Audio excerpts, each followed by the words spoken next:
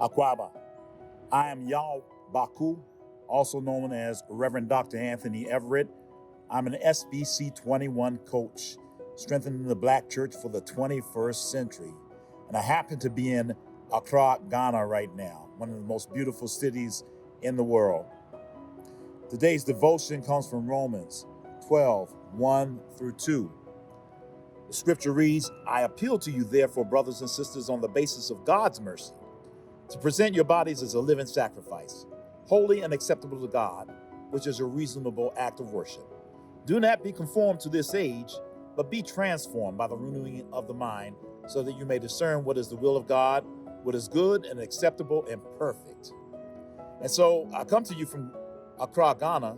Elmina Castle is not far from here. This was a place where people of African descent were enslaved and brought into the Western world.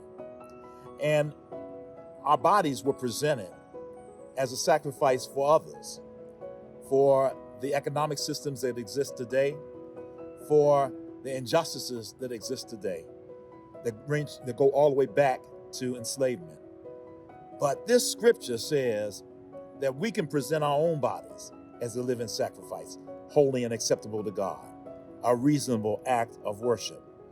So I implore you to do so with the freedoms that we have in this day, to be able to bring ourselves forward to God, not to anyone else, as a act of worship and a sacrifice.